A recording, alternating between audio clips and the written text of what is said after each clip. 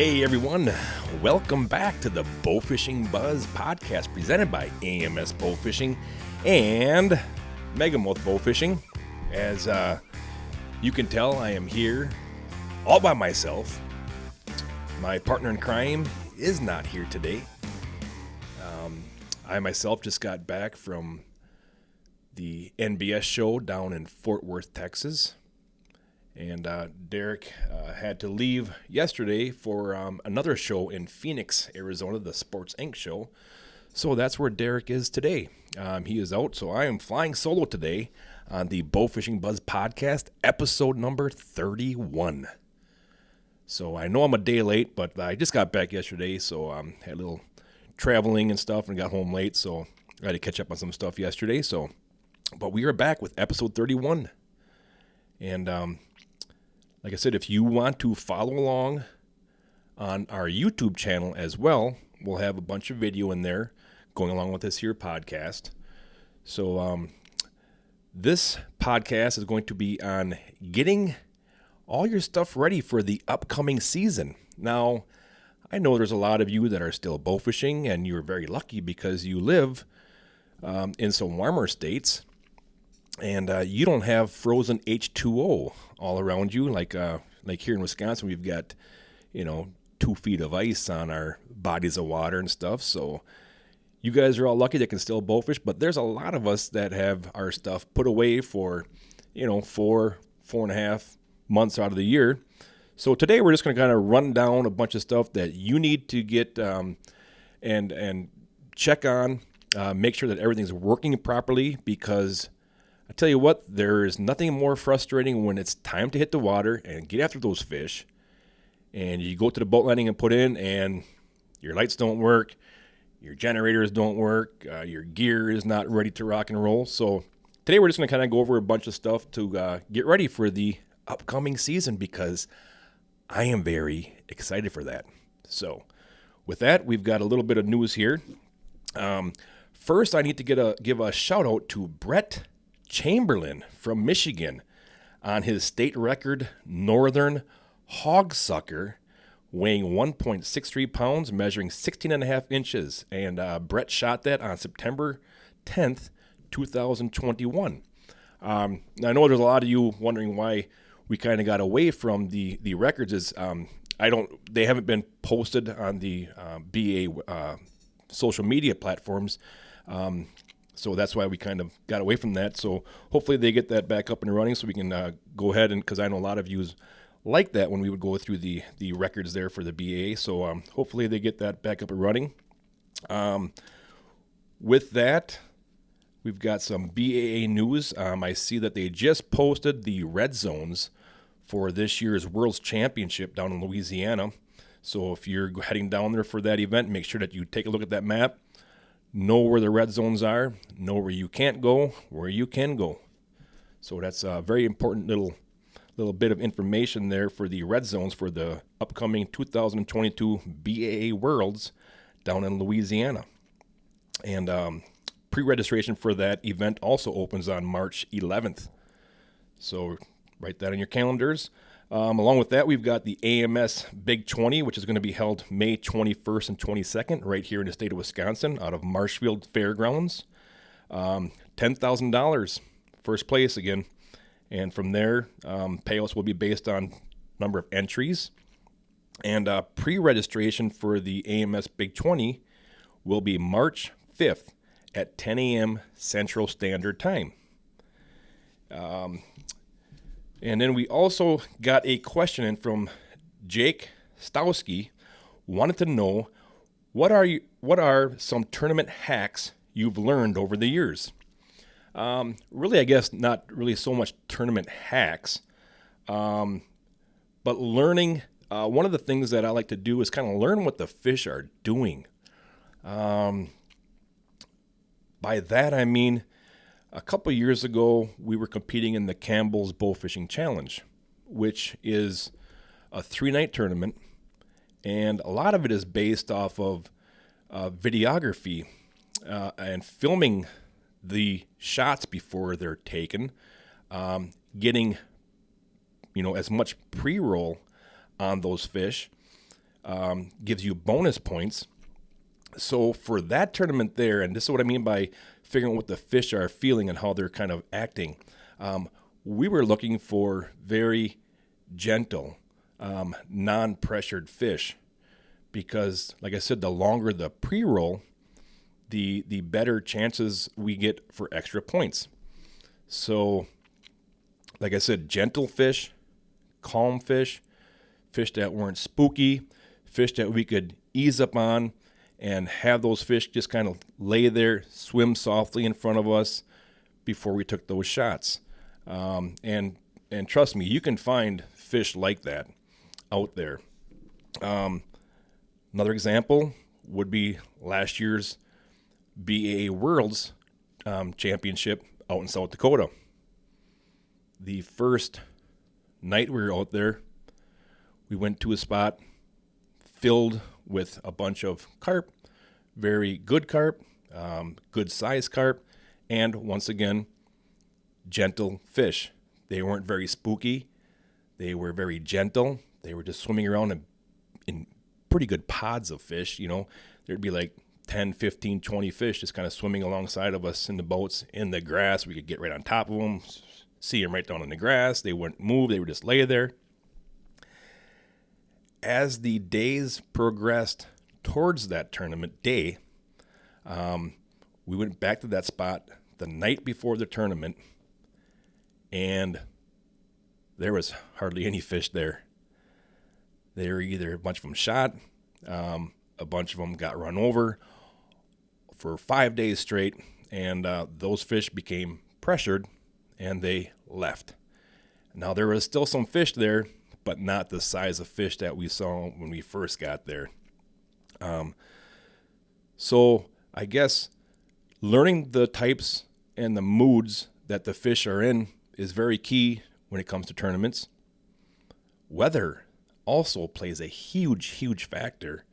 Barometric pressures, you know, just like game fish, these rough fish feel that pressure as well, and they move to certain areas of the water depending on that barometric pressure.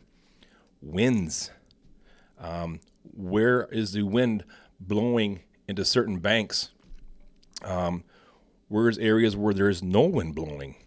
That also plays a big factor into where those fish are going to stack up and where they're going to be. Even winds on rivers make a huge impact. The winds can blow, scum lines in certain areas, clog up a bunch of, wood, a bunch of debris, a bunch of scum in certain areas where it just kind of hangs there. And those could be good spots to look for fish.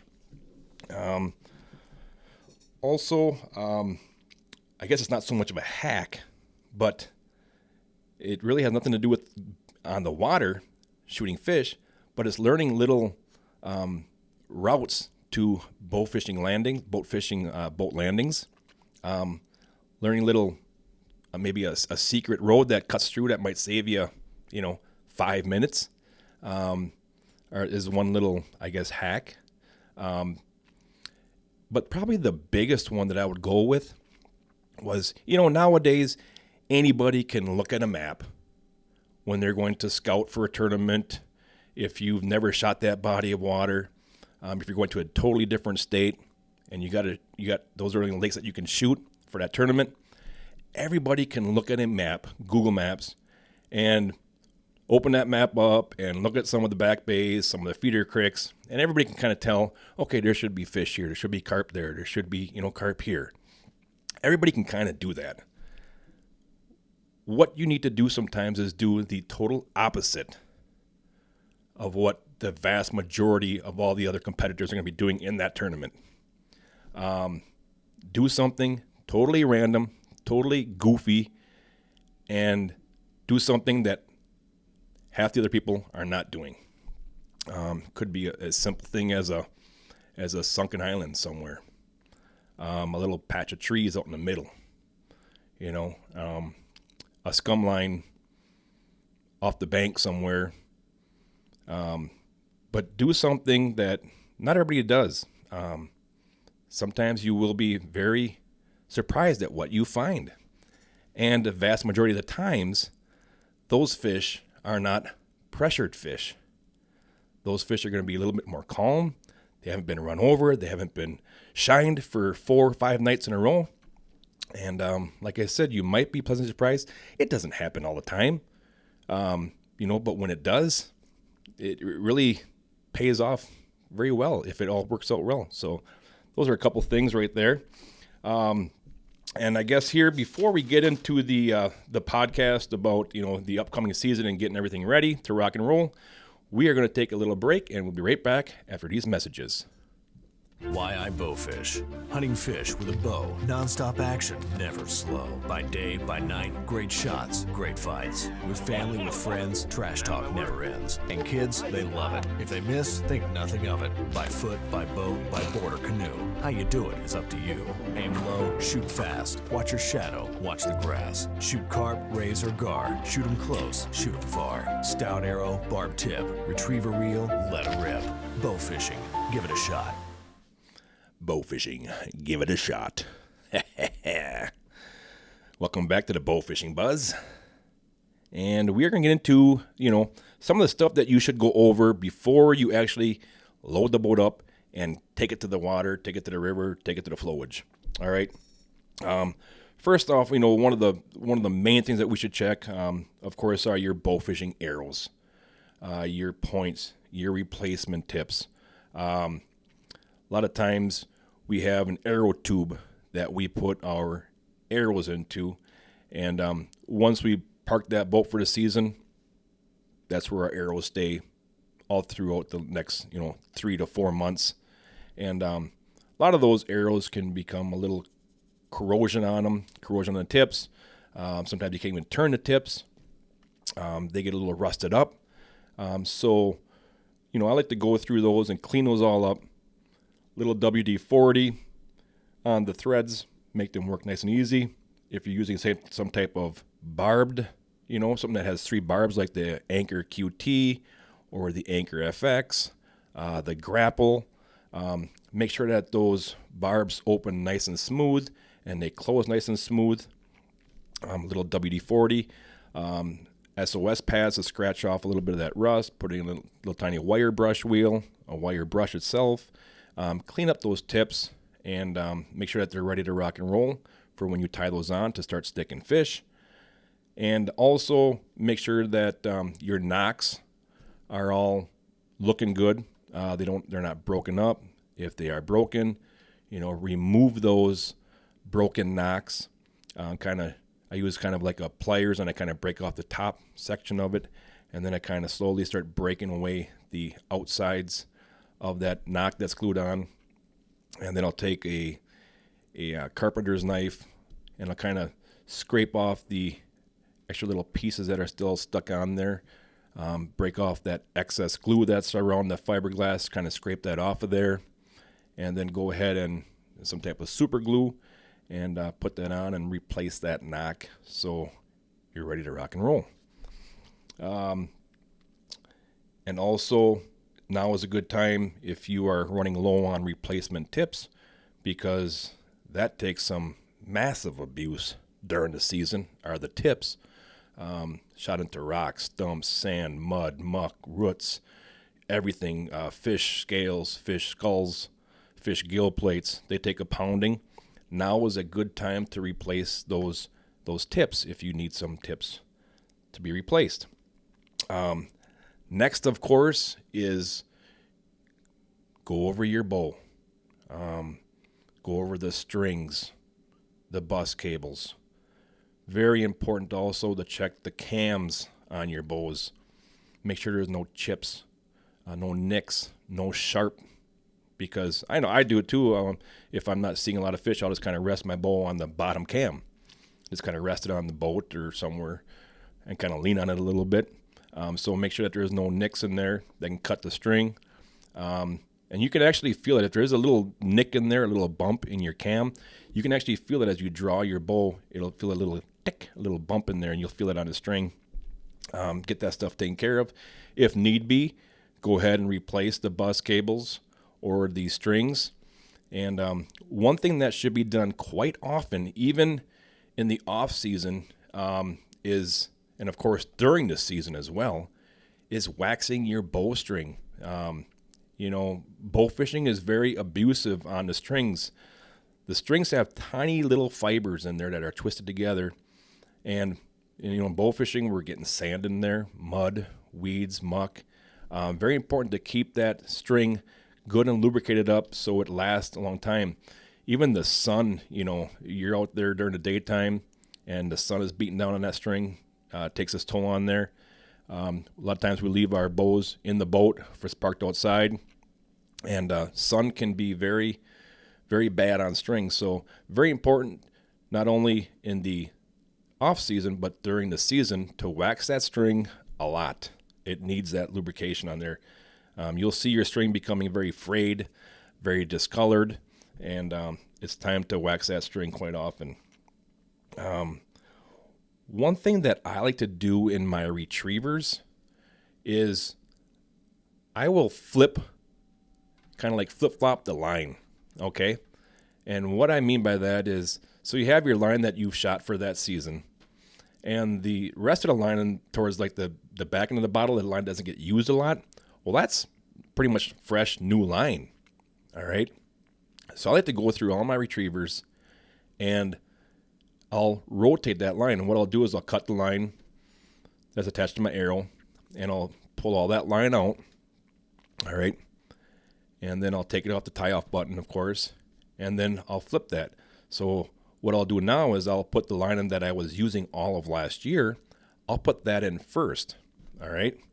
Tie it to my tie-off button, crank that line back up, and now I have, 10, 15 yards of line that probably didn't get used hardly at all last year. And it's pretty much new. That's one little thing that I like to do before the season. And I'll also go through and check all the line in my retrievers, and of course in your Megamouth reels. Go through there and check that line.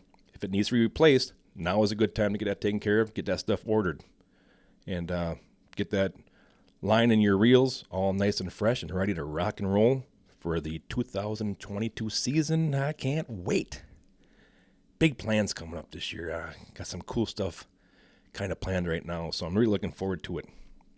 Another thing to go through is, what I like to do is keep my life jackets in a Tupperware or a bin, some type of bin under the deck of my boat, because you get slime and scales and weeds and muck and mud everywhere.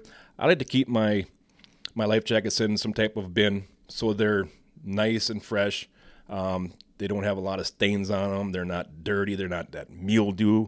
You get mold starting to grow on the straps and on the life jacket itself. I like to keep mine looking nice and fresh and go through those. And, like a lot of our life jackets in our boat have the little CO2s on them. You want to make sure that you go through those and make sure that they're all up to date. So if somebody would happen to fall in the water, it automatically goes off. So go through those right now is a good time. And I actually have two bins under the deck of the AMS boat. One is all the life jackets, and the other one is kind of a little kind of everything bin, all right? And what I like to have in there is I actually have a big spotlight, all right? Some type of spotlight in case all my generators go to crap or something like that there. I like to have a spotlight so I can kind of shine around and see what's going on, all right? Another thing to have inside there is a first aid kit. First aid kits are a must in your bowfishing boat because we're doing a lot of stuff in the dark. A lot of things are happening fast. It's very easy to get cut, poked. In fact, quite a few years ago, actually, we were shooting buffs here in Wisconsin, and I had a buff on, and I had it alongside the boat, and I could tell that I had shot it in the stomach, and it was tearing quite a bit. How when they get soft and they got a lot of spawn in them and they're getting soft, and I could tell that it was really tearing a lot in the fish. And my buddy Al Brusky was getting ready to bend down and gaff that fish, and right when he was bending down, I was like, no, don't, and my arrow flew out of that fish and it caught him in the lip. All right, put a pretty good gash in his lip right there and stuff, and that's a great thing. We had a little first aid kit in there. We could kind of clean that up a little bit and kind of patched it up the best we could, because we had buffs to shoot. But actually, when we got back later that night, Al ended up going up to the hospital, and he had to get some stitches put in his lip. But it's always good to have a first aid kit in your boat. Band-aids, anything, gauze and stuff like that. So make sure you have a good first aid kit in your bow fishing boat before the season starts. Then I also have in that bin is a kind of a bigger toolbox. All right. So what I've got in there, of course, the first thing I got here is my TP. Very, very important to make sure that you have some TP in the bow fishing boat, because things happen. All right. That's one important thing you want to have in your boat is some TP. All right. Bug spray, some type of a horn or whistle, and sunscreen. Sunscreen is very important. I'm telling you right now, probably the busiest place in a hospital is dermatology. Because there's a lot of types of skin cancers that are out there. A lot of us are bow fishing during the daytimes out there. And like I said, I hear a lot about it. I see a lot about it. Make sure that you put that sunscreen on. Don't let your skin bake and boil out there. Like I said, skin cancer, you got basal cell, you've got melanoma, and a lot of guys are getting those little dark spots on their nose, on their cheeks, on their backs, on their arms. They're getting them cut out because they're some type of cancerous. So make sure that you use that sunscreen. Don't turn into a lobster out there. Use that stuff so you can keep bow fishing for a long time. Make sure that your navigation lights work. All right. Very important. You don't want to be sitting there at nighttime, get ready to put that boat in. Man, you are jacked up. It's the first night out. The fish aren't spooky. They're ready to be had. And you get there and navigation lights. All right. Make sure that your navigation lights are working properly.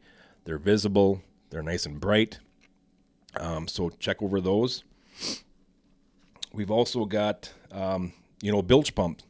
Very, very important little thing in the boat that we really don't think a lot of is a bilge pump. Make sure that they're working properly. Make sure when you hit the switch, you can hear them. Like I said, that little story was a couple years ago. We were in a hurry to put on the Mississippi River. We dumped the boat in, and I was sitting there floating, and the truck pulled up all the way, and the trailer pulled away from the boat launch there, and here I'm sitting there, got the motor started, and all of a sudden my feet are getting soaking wet. I look down, and the water is just gushing in. Man, we forgot to put pecking drain plugs in. All right. So the boat has an automatic bilge pump, but it wasn't kicking any water out. So I yelling at John to back the boat back in. He backs it back in, and I drive the boat up on there, and all the water drains out. We put the plugs in, and away we go. And the next day, I went to turn my bilge pump on, and it wasn't making any noise. So I took the thing apart and I pulled it out of there. Well, there was some line that was wrapped up in that little motor inside there, and it had burnt it out. So, go over your bilge pumps before the season, and also check them throughout the season, because, those bilge pumps are in the back of the boat where all the everything collects back in there. You've all seen it before. You all know what I'm talking about. A lot of nasties that get caught back in that area of the boat where your drain plugs are. Another thing that you like to do throughout the off season is every so often make sure that you charge up your batteries. Plug those into some type of charging system and make sure that they're fully charged when it's time to get on the water. So your fan starts, your trolling motor's got juice, your GPS unit, your navigation lights, your starter for your outboards. So make sure that your batteries are all up to par. If they need to be changed, make sure that you have new ones in there that are ready to rock and roll for the season as well. Trailer lights, of course. You want to make sure that all your lights are working properly on your boat. And go over your bearings. If need be, grease them. If they're getting a little sloppy and a little wobbly inside there, go ahead and put new bearings in, because the last thing you want to have happen is when you're driving home at 3 or 4 in the morning is to have bearings go out. especially when hopefully you have a boatload full of fish that you have shot the night before or during that night. So go over your bearings, grease them, change them out, and make sure that you've got proper running lights on your boat that are working just fine and dandy. And of course, one thing that you also want to check before you hit the water is your own lights on your bow fishing boat. Plug them in, make sure that all your lights are working for nighttime bow fishing. Go around and check the mounts for those so they're nice and tight and secure for the road trips, because they bounce around a lot, and especially when they're in the water and there's a lot of waves and we're flying across the water. There's a lot of shock up there on those lights. Make sure that you don't have any broken brackets. If they are, we replace them. If there's anything stripped out, go ahead and fix that stuff. Even the wires that go down to wherever you have them running to, I like to put silicone around those so they're not rubbing on any, when you drill a hole to run your wires through, put a little silicone around those so they're not rubbing and fraying, and then eventually they will go out because they're arcing there. So a little silicone around those works really good as well. And we were talking about the drain plugs. Make sure, I like to go through and put a little WD-40 on my drain plugs as well, because those can become very rusted over time, and they can be hard to turn in. So go ahead and take care of your drain plugs as well. You want everything to be ready to rock and roll, because I'm telling you, there's nothing worse than when you get to the boat landing and something is not working properly. That could have been a very easy fix way earlier in the season. So that's a couple of things to fix up right there ahead of time. And with that, we will be right back after these messages.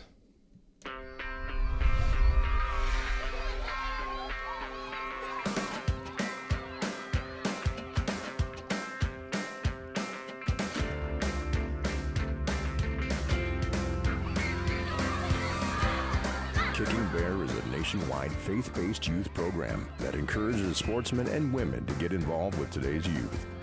The campouts, shoots, and other events are a great way to introduce youth to God's great outdoors and to the sport of archery. All Kicking Bear events are provided free of charge to everyone who wishes to participate. The program's mission is to help underprivileged and at-risk youth, or any youth, to have an opportunity to get into the outdoors by encouraging others to reach outside their homes. Kicking Bear promotes mentoring for kids who might not otherwise have the opportunity to hunt, fish, or shoot archery. Putting a bow in their hands and a dream in their hearts, Kicking Bear helps change kids' lives forever. Hey, and welcome back to the Bowfishing Buzz podcast. My name is Matthew, and like I said, I am flying solo today because my partner in crime, D. Schmitty, is down south, Phoenix, Arizona, at the Sports Inc. show. Hopefully he's, today was day one for him down there, so hopefully he's having a good show down there, and a lot of people buying a bunch of AMS and Megamouth gear down there. Getting back to the stuff you need to have all ready to rock and roll, along with boat maintenance, is your oil in your generators. Go through and replace the oil from last year. One thing that I have out in the boat garage is I have a boat maintenance folder. All right. And it tells me every time I do something to the boat, I write the date down, what happened, change bearings, grease bearings, change the oil on the generators, change the oil on the fan. That way I know the following season I can look back at that and say, oh, I didn't change the oil, till, last year. Now is a good time to change that. So go ahead and get those generators, because the generators are lifeblood. They really are lifeblood to the bow fishing boats. They make a lot of stuff run. They make a lot of stuff, make our nights a lot more enjoyable. So, one thing to do is, of course, what you want to do is you take your generators out to the outdoors, somewhere outside, fire them up, make sure they're running, let them run for 10 minutes or so, kind of get that oil, nice and warmed up in there. It'll just make it a lot easier to get that oil out of there so it's not so cold and stuff like that there. Once they've been running for, 10 minutes or so, bring them back inside, go ahead and remove the covers for that, open up the oil. And I like to kind of put my generators, because it's kind of hard. We've got some Hondas EUs, and you got to tilt the generators to get the oil out. So I like to put it high up on a bench, take out your oil dipstick, and then you can tip that generator into a bucket and remove all of last year's old oil in there. And then you can go ahead and put your fresh oil back inside there. Once I get it filled up to the fill check on that, I'll go ahead and start the generator up, let the oil kind of run around a little bit inside the Jenny, and shut it off, and then I'll open that dipstick up and check it to make sure that the level's still right there. If need be, go ahead and add a little bit, but you really shouldn't have to add much once it's filled up the first time. But I just like to kind of start it up and let it run around in there a little bit. Another thing also is the oil and the oil filter on a lot of your fan motors out there. What I like to do is actually write the date right on the filters when I put those on. And then every time you change the oil in those units, you want to make sure that you change the filter and the oil. Just don't want to change the oil and keep the old filter on there. Put a new filter on there. Once I get that filter off of there, you've got a little black seal on that oil filter. I actually like to take my hand and take a little oil and rub it around on that filter, on that little seal right there. And I also like to put a little old oil right inside the threadings on that filter as well. And then you'll get a nice seal. And when you put that filter on, just hand tight it. You don't need to over tighten it with any type of wrenches or anything. Just get it good and hand tight, snugged up on there. And then, like I said, change the oil in your fan motor, put new oil in there. Once I get all that done, I'll go up there and I'll start the fan. Once again, I'll kind of let that motor run, let that oil filter around inside there, shut it off. I'll go back, check the dipstick, make sure it's all ready to rock and roll. Another thing that's kind of nice to do before the season is put some muffs on your back of your outboard, turn the hose on, let the water run, fire up that motor, make sure she's running all good. And now, another thing that I like to do before when I get to the water for the first time of the season is I won't actually unhook the boat from the trailer. I'll keep it all hooked up, and I'll put the boat all the way into the water to where the outboard is good and deep in the water, and then I'll let it run there, and I'll let that motor run. A lot of us get our outboards winterized. That's a good time to kind of put it in the water while it's still good and secured on the trailer. Fire that outboard up and let it kind of run for 5, 6, 7 minutes or so. Just kind of let it run. Let it get everything flowing through. Make sure to look back there to make sure that your outboard is peeing. Make sure that water is coming out, and make sure everything is running properly on that outboard. Then you can go ahead and have your buddy unhook you and back you a little further into the water, and away you go and get your start to your 2022 season going. Product highlight for this episode will be, since we're talking about taking care of stuff, will be replacement line. Always have extra line handy for your AMS retrievers and megamouth reels. We have a great selection of line for all types of bow fishing. We do recommend using line tested specifically for AMS retriever reels for optimal performance.